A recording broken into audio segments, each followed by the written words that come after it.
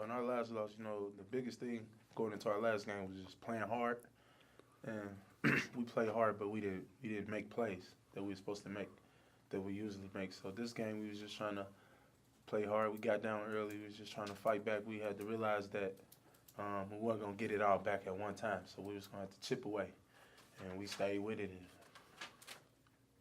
that's what happened. Chris, you were very strong tonight. How did the foot hold? How did the foot hold up? Foot's been great. You know, after last season, I was able to get it back to 100%.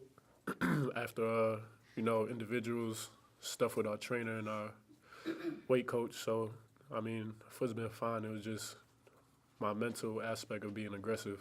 That's all it's been. That was going to be my question, because that's what looks like just clicked for you, is that you started to play a little bit more aggressively there, and then it just snowballed, didn't it, once you started to do that? Yeah, Coach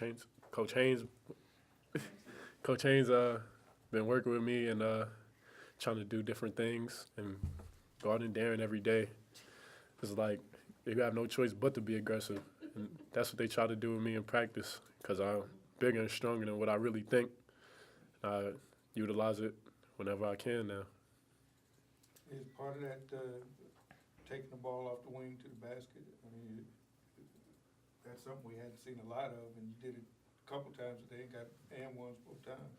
Yeah, it's just confidence. I've been able to do that. Just confidence, and now knowing that coach has a little bit more confidence in me, I feel more comfortable doing it. My teammates tell me to do it, and we're successful when I do it. So that's all that matters. Whatever I got to do, help us win. Driving me all the time in practice and get me yelled at, so I told him to do it to somebody else. Darren, what changed things for you tonight in terms of just kind of, the confidence grew as you got going, but what Spud did for you tonight? I was just trying to get lost in the game. That's all. Don't worry about missing and making shots or whatever is going on. Just get lost in the game, and it seemed to work. So I'm going to try to keep that the same way, Stay aggressive, pick my spots, try to get my team a win. There was a couple times, at the beginning where you guys would go down, you got to one, they pushed it back right away. And because of the way that you guys have played lately, I think it would have been an easy point to not give up, but just start to hang heads in that. But didn't see it today at all. Why not today? Why? I was telling the guys at halftime, and before the game, all week I've been saying all it takes is for us to get one victory. We're going to get back going. So we got to go out here and get it. They're not going to give it to us. I think they lost to Akron by 4. They practice just like we do. They was going to come in, they wanted to win, we wanted to win, but it was going to come down to who wanted it more. And hopefully, we can take this win, build from it, learn from the mistakes, and get one on the road in Northern Illinois. Darren, you kind of sense in the first half you guys were struggling, had a hard time shooting for several games now. Did you kind of take it upon yourself a little bit to kind of get them through that, get your teammates through another kind of rough patch there? It wasn't even that. It was just confidence. I've been in the gym since the last home game we had before Ohio.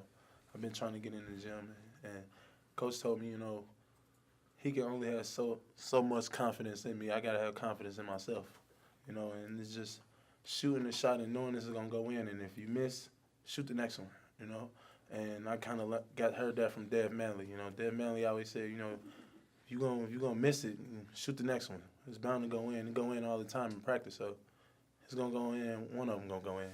That's what I'm saying. I'm just keep shooting. Try to stay. My team got faith in me, so I gotta have faith in myself. Simple as that. How do you balance Coach Whitford was saying the reason they didn't come at you so hard was they respected your passing. How do you balance you only have one assist, not saying that how do you balance when to pass, when not to, and when to take it to the... And that's what I was saying about, just losing myself in the game, I'm out here trying to think, should I pass this, should I shoot this, and just get lost in the game, and that's what I was trying to do, But I knew that their 4-man couldn't stay in front of me, or I just knew they had slow feet from film, and I was just trying to use that to my advantage. they would have cut me off and I seen an open man, I would have made that right pass just like I always do. You more proud of the 23 points or the 0 turn? I think that got to do with me not trying to force it in the open court once I got a defensive rebound. Coach put me to a 3-dribble max when I get a defensive rebound. So every time I got a defensive rebound and pushed it up, that clicked in my head that I was coming out and I wasn't going to play the rest of the night. So I was just settled. All right. Just, opening statement, I guess, just happy that we got a win. We certainly needed it. Defensively in the second half, we were significantly better. Offensively in the second half, we were significantly better than in the first half. I'm just proud of the way our guys responded because I was into guys at halftime and during the second half about playing hard and competing. And, just about everybody that stepped on the floor tonight, I thought did that, especially in the second half. So. Couple from my point of view, it looked like a game of chutes and ladders. They got off to a great start.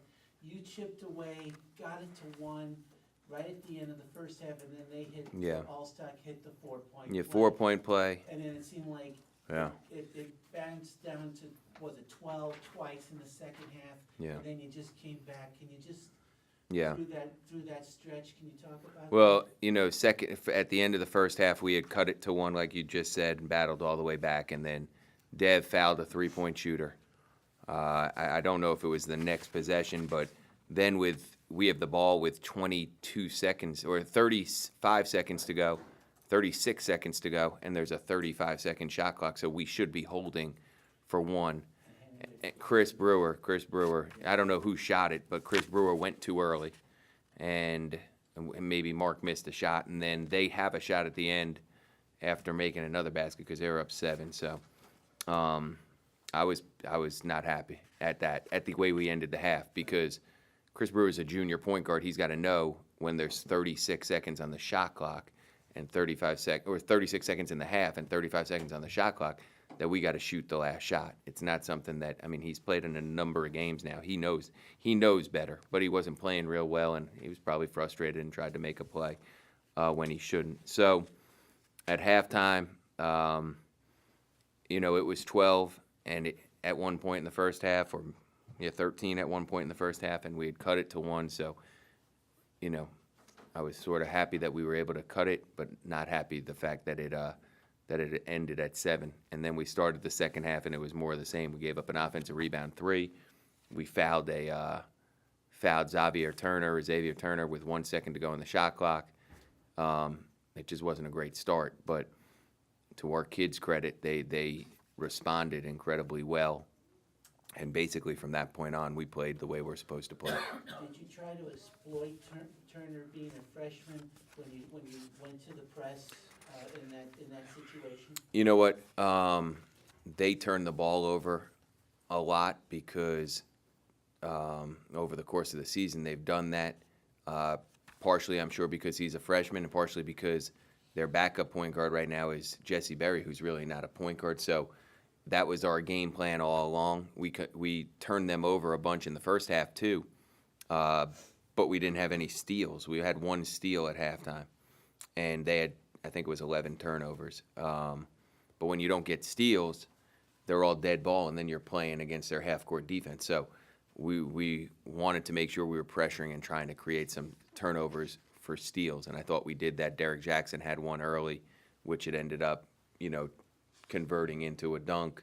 I think Darren had 1 that ended up converting into a 3. Chris Ortiz had a huge one that ended up converting into a 3-point play for Chris Brewer. So those live ball turnovers, when you get steals, those can become fast break points for us, and they did in the second half. Talk about Ortiz a little bit. Is that probably the best he's played since he broke his foot?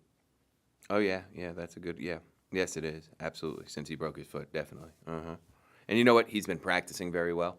He's been working incredibly hard, and he's getting better. He's getting better, and tonight he was better. There was that play, obviously, when he had the steal and 3-point play with Chris Brewer, dove on the floor, passed it to him.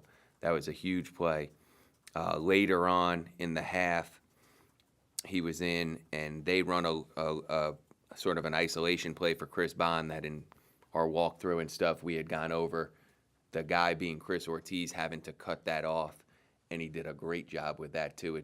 He's in tune to what we're trying to do defensively, and he had an offensive rebound off a missed free throw that we tipped and kept alive and got fouled on too. He's playing better, and he played well tonight. Really played well tonight. His aggressiveness was obvious, I think. Yeah, absolutely. And you know what? Normally with him, the first play of the game, he missed a reverse layup that he should have dunked, and last year that would have ended him. He would have been done for the night because mentally he would have struggled after that, and he was able to battle back. So I'm proud of him. He's getting better. He's getting better. Baseline drives. Baseline drive, yeah. Twice for 3-point Yeah, plays. yeah. Is that something you guys hadn't seen that? Is that something you guys, you say he's been practicing? He does it in practice. You know what? He does it in practice, and then there's times in games where he just stands there, and if he's open, he'll shoot, and if he makes it, he plays well, and if he doesn't make it, he doesn't play well. And he's now starting to get a little bit more confidence because in practice he's able to drive the ball. He's getting a little bit more confidence, so now he's playing a little bit better.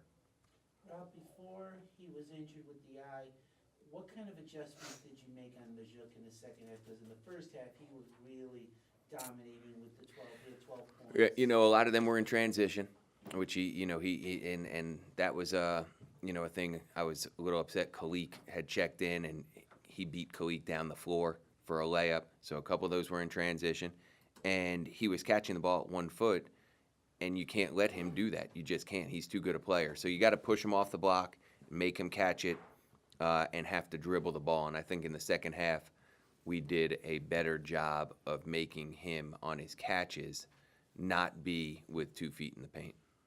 You mean farther away? Further away from the basket, so that then you can you can dig it out and try to create turnovers and try to make him pass it. If he catches it right at 2 feet, he's just going to score. He's a very good player. Any other questions, folks? All right, folks. Thank you.